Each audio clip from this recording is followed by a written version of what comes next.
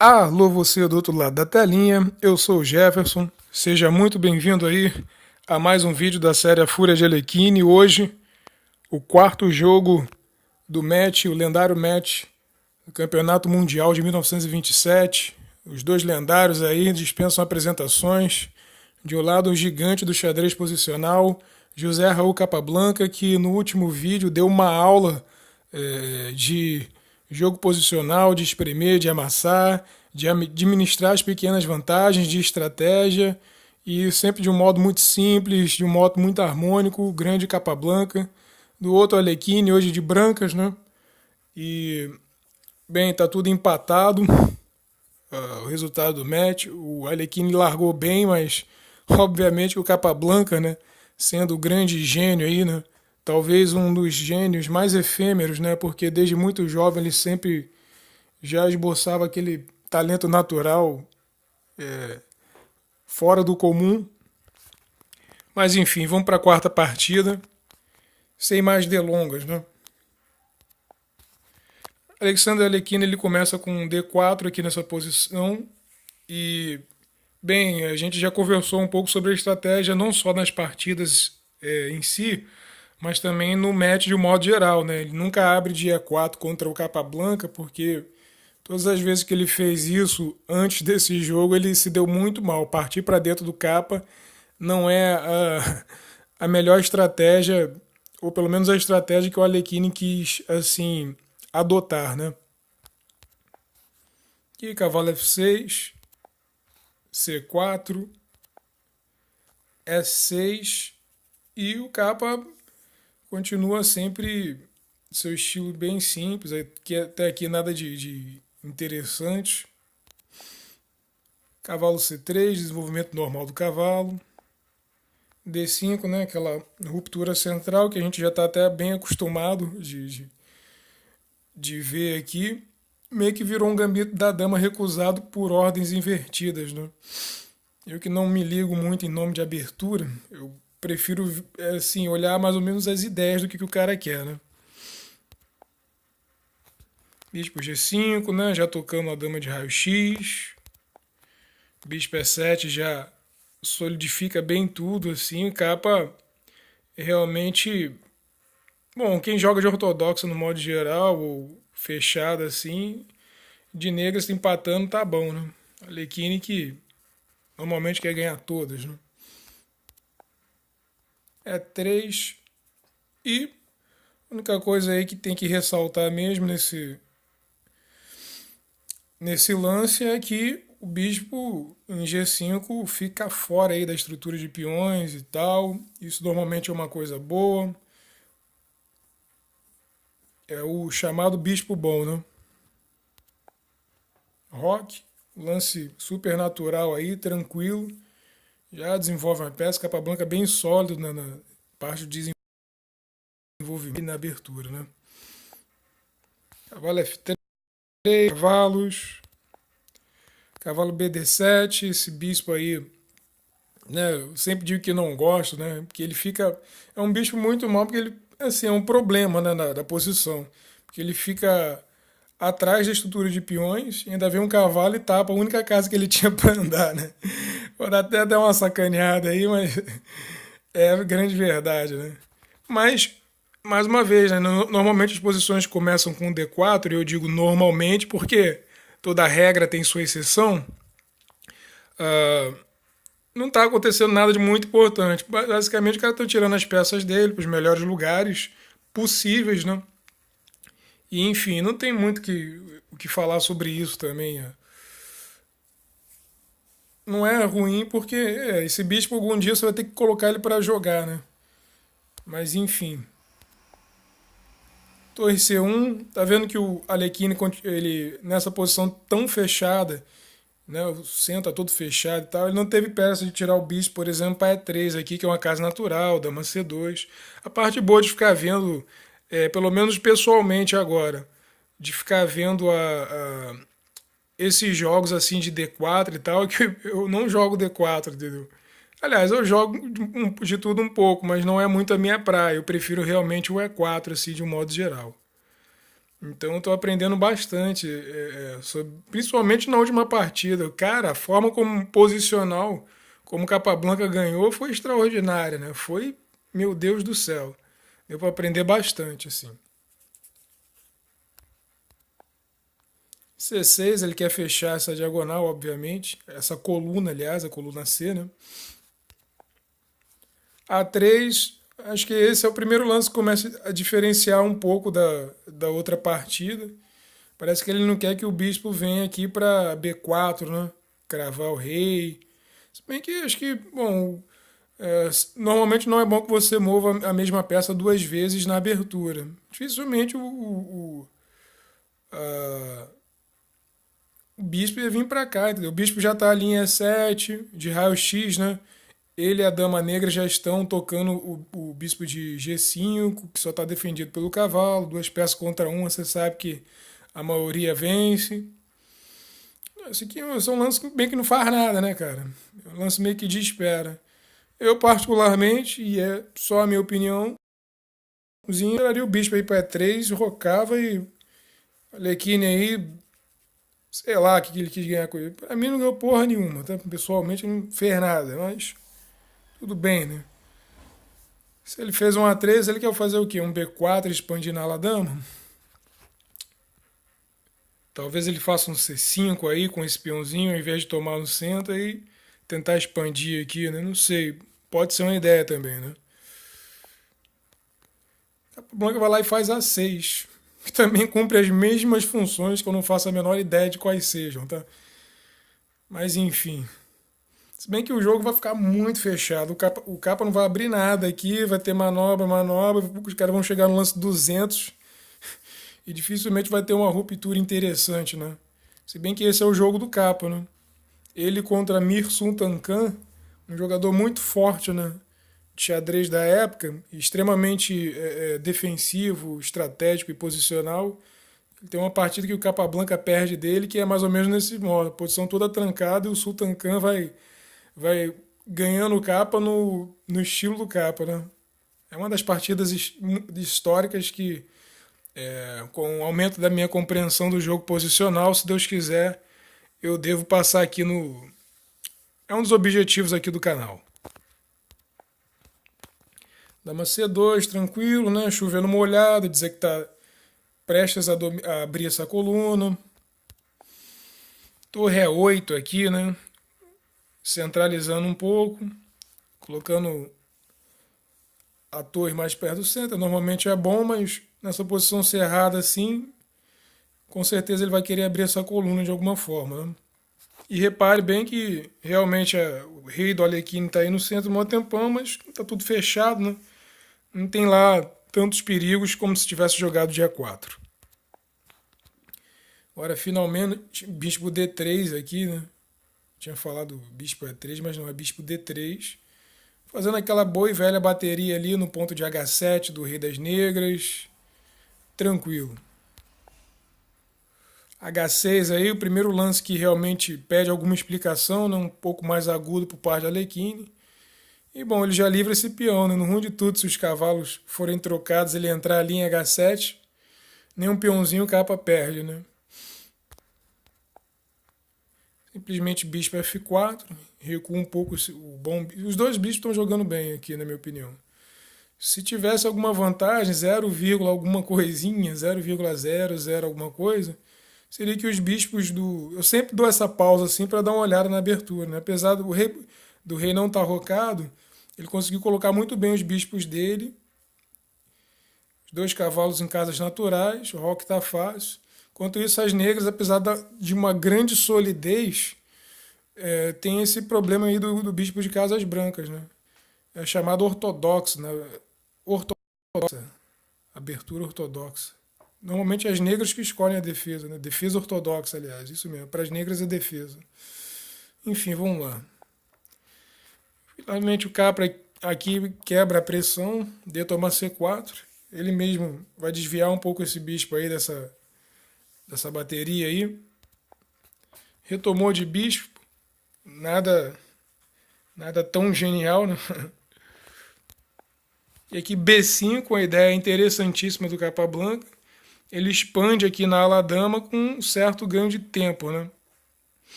E aí, para onde tirar esse bispo, né? Se ele continuar nessa diagonal, ele vai ficar eternamente batendo naquela estruturinha de peões lá. Não é ruim, né? Em D3, aliás, perdão, ele também está cumprindo tantas funções assim. Sei lá, é bem sólido o jogo do Capablanca, né?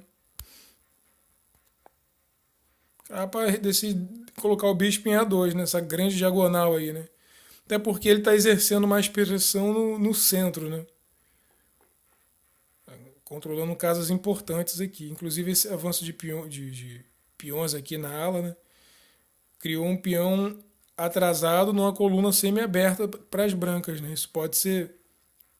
Isso não deixa de ser debilidade. Eu estou falando do peão de C6 aqui, né? Nunca mais ele passa, né?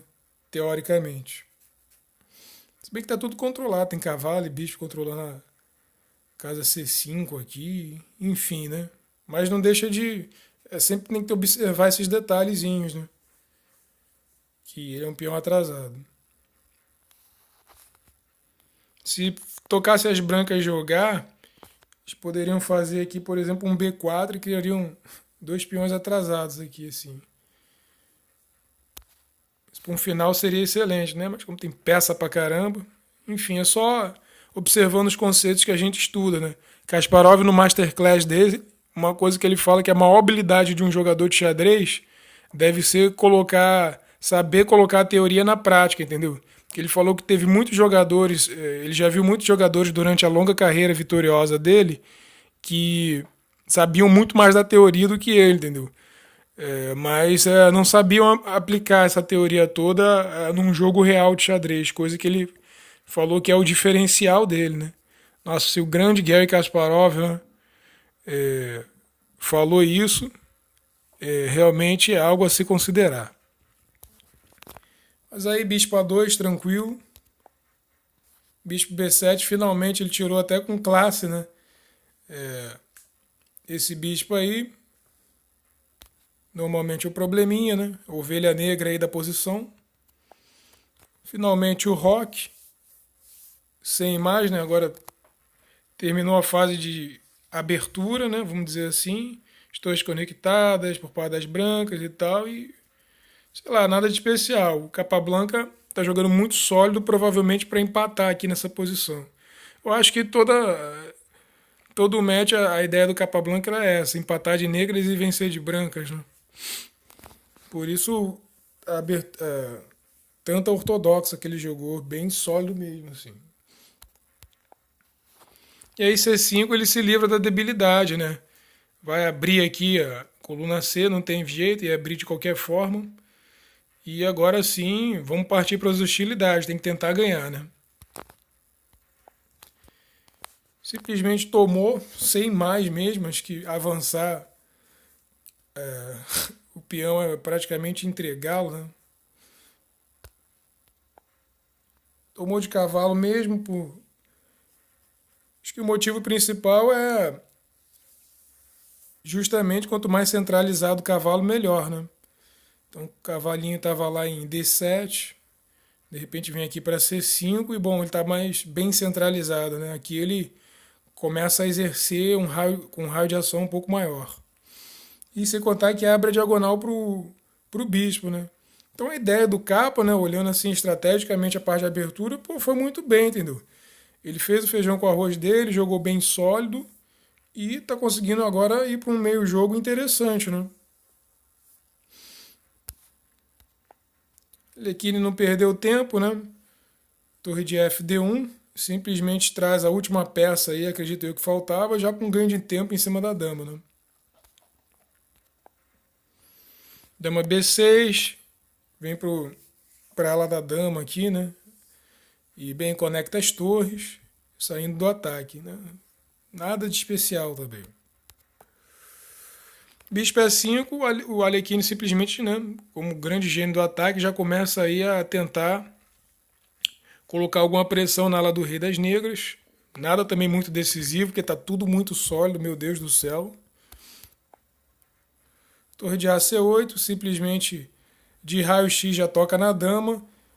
né? Então já tem algum perigo de um pulo de cavalo, não sei. Normalmente essas ameaças táticas que começam assim com torre de AC8 meio bobo, né, por parte do Capa Blanca aqui nessa ocasião, a tática nunca começa assim com um ou dois erros, entendeu? Acho que são até três ou quatro ou mais erros que você comete, entendeu? De um modo geral, eu nunca vi um grande mestre deixar uma dama dele na mesma coluna da torre, a menos que ele tenha calculado bastante e tenha visto que pode pegar a dama que ele tem em mate, por exemplo, né? Salvo engano, ou tirando essas exceções, no geral, a primeira coisa que o cara faz é tirar a dama para evitar qualquer tipo de contragolpe aí, né? De golpe, aliás. E é justamente isso que o Alekhine faz. Grande tático como é. Torre E2 aqui, aliás, dama E2. Inclusive segura aqui esse cavalinho, né? Porque se bicho toma cavalo, de repente a estrutura de peões das brancas ia estar um pouco mais debilitada. Então lançou até um tanto quanto profilático aí por parte do Alekhine. Cavalo de C4, né? Bem sólido capa, já propondo trocas aí.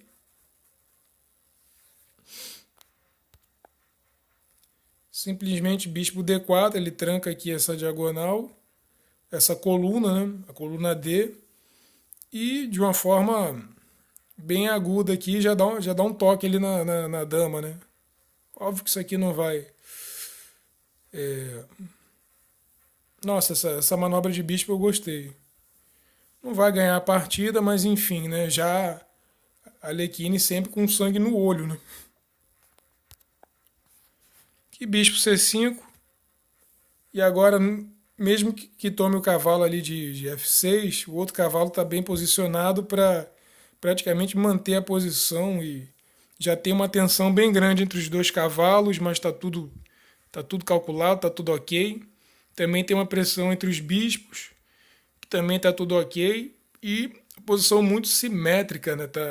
Quando existe muita simetria na posição, a falta de desequilíbrio assim normalmente leva ao empate.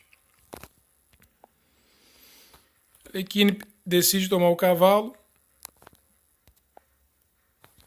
Capa toma o bispo. Alekhine retoma de cavalo. E aí, repare que bonitinho, né?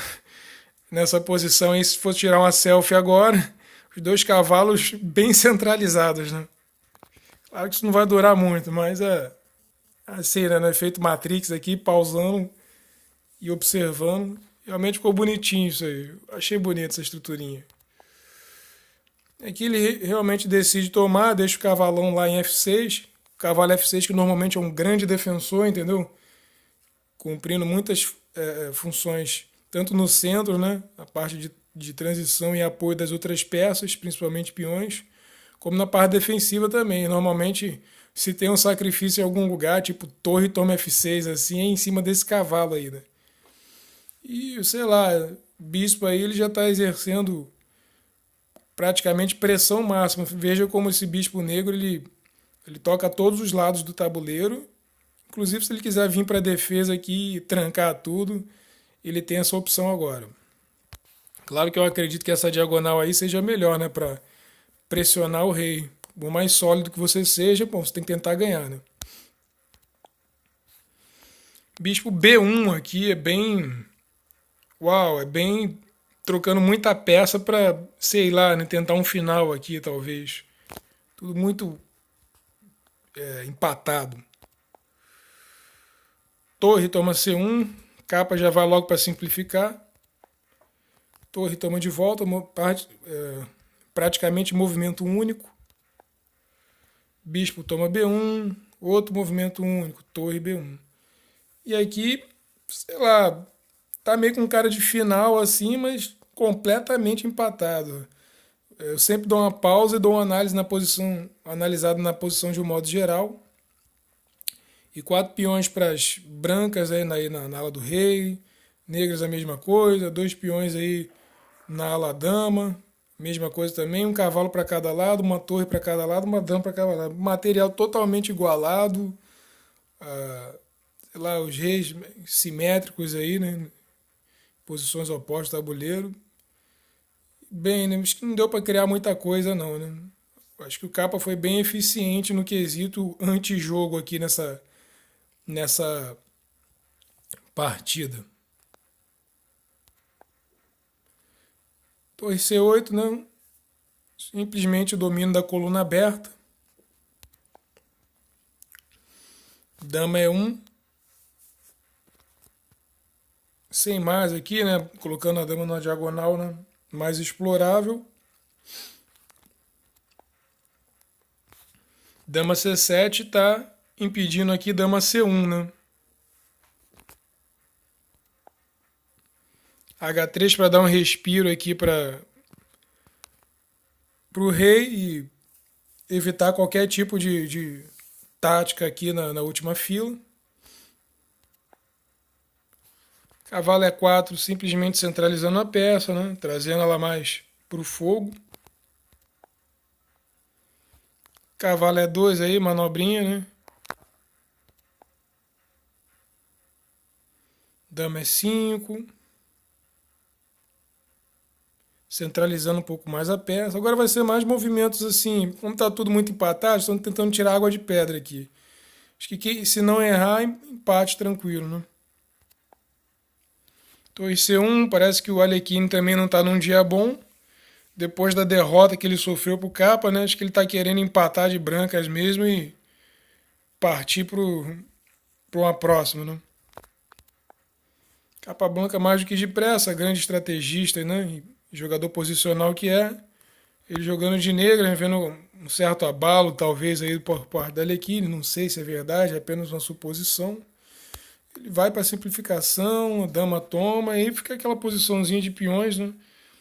E cavalo contra cavalo, cavalo e dama contra cavalo e dama, aliás. E aí simplifica, procurando a simplificação máxima, né? Realmente o antijogo do capa se provou uma realidade aqui. Você tem muito mais o que fazer também. Dama toma, e aqui cavalo toma. E reparem na simetria da posição até dos peãozinhos, tudo muito igual, né?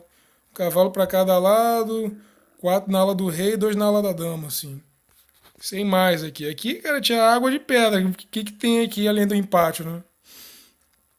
Capa Blanca tá de parabéns porque, pô, muito difícil. Só se um deles cometer um erro terrível, né? Cavalo D4. E, muito importante nos finais, você trazer o rei, né? Outro conceitozinho. B4, logo direto. E aqui tranca tudo. E aqui me fez lembrar também do próprio livro do Capa Blanca, Lições Elementares de Xadrez. Esse peão em B4 é o chamado peão que segura 2, entendeu? É um conceitozinho que ele ensina. Porque justamente esse peão aí de A6, ele é um peão atrasado, entendeu? Mas se você virar o tabuleiro, né? Vou fazer aqui essa brincadeirinha aqui. Pã. Isso também acontece com as brancas, entendeu? Ou seja, uma simetria muito louca, né? Eu desvirei aqui, beleza, tranquilão. E, cara, tá tudo muito igual. Salva a posição dos reis, parece que, né? Olha que simétrico, né? Isso normalmente é ruim, porque significa que não houve desequilíbrio, né? Se ninguém desequilibrou, a balança vai ficar igual. Aqui cavalo A4, tentando puxar o cavalo, tentando pressionar a base da estrutura de peões. Normalmente é o lugar mais fraco para você bater. Aí vem puxando o rei, remanejando o cavalo, remanejamento. Pô, até nisso tá igual, né? Puxou atacando. As brancas cumprindo a mesma função. Cara, essa é uma das posições mais simétricas da história do xadrez. Tá muito igual tudo, né? A estrutura de peões, os reis, os dois cavalos, um atacando a base da estrutura do outro. E é isso, né? Cavalo toma. Os dois cavalos no canto. Caraca, igualzinho. Muito interessante isso aqui, né? Que interessante. Eu nunca vi uma estrutura tão simétrica na minha vida, assim. E olha que eu já vi um número considerável de partidas, né? Aí vai trazendo o rei igualzinho. Vem uma dança aqui. Bom, daqui já podia acordar o empate, né? Não vai tirar mais nada. Mas eu acho que aqui os dois continuaram justamente para mostrar o fogo, né? O espírito de luta, né? Aqui vai continuar umas manobrinhas de cavalo ainda. Capa vem trazendo os peões. Alekhine vai posicionando o seu rei. Mais manobra de cavalo, assim. Não acredito que um dos dois vai passar, nem ter erro. Realmente, acho que o Capablanca no final ele é um dos melhores jogadores da história, né? Dificilmente ele vai deixar o Alekhine criar alguma coisa, por mais criativo que o Alekhine seja aqui, né? Que tenta amassar alguma coisa, mas não vai passar, né?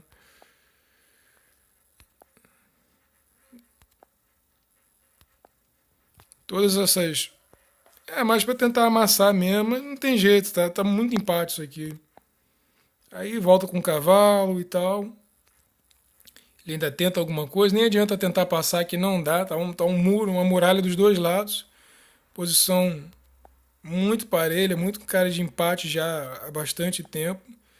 E acredito que seja bom para os dois. Acho que não, os dois mostraram que realmente querem lutar, né? De um modo geral. Acho que só isso também, mais nada. E puxa o rei para C6, né? Obviamente tem essa casa aqui, esse posto avançado aqui em C5, então nada vai acontecer. E os dois acordaram empate, assim, né? De um modo geral, parece que eles queriam realmente luta, né? Mas o Capa, sei lá, me parece que de negros ele gosta de empatar e tentar de brancas, né? E aqui o Alekhine, acho que por estar meio abalado, ele simplificou muito rápido, entendeu? Normalmente, se você quer ataque, e nos vídeos do Paul Morphy, na série que eu já joguei aqui no canal, chamado Paul Morphy o Imbatível, se você tá no ataque, cara, de um modo geral, ou se você procura ataque, se você quer jogar realmente para ganhar e tal, principalmente se você sacrifica, né? No Paul Morphy ele sacrificava no mínimo um peão sempre, já era de lei. O Paul Morphy não sacrificar, ele deve estar doente, né? Mas assim, se você quer ataque, você deve manter as peças, entendeu? Quando o Alekhine troca assim, sem grandes. Como é que eu posso dizer? Sem grande resistência, na minha opinião, apesar deles terem segurado um pouco mais um final que já estava empatado mesmo, né? Desnecessário, na minha opinião, mas tudo bem. É só a minha opinião. Sei lá, parecia que os dois queriam empatar. O Alekhine porque realmente acho que estava abalado, a última derrota realmente foi violenta. E o Capa porque estava de negras e a estratégia para o jogo, para o match de um modo geral, né? Empatar de negras e vencer de brancas. Então basicamente é isso, uma partida sem muita emoção, mas sempre é bom a gente ficar olhando e analisando. E vamos continuar, né? Muito obrigado por ter assistido esse vídeo. Forte abraço, beijo no coração e fui.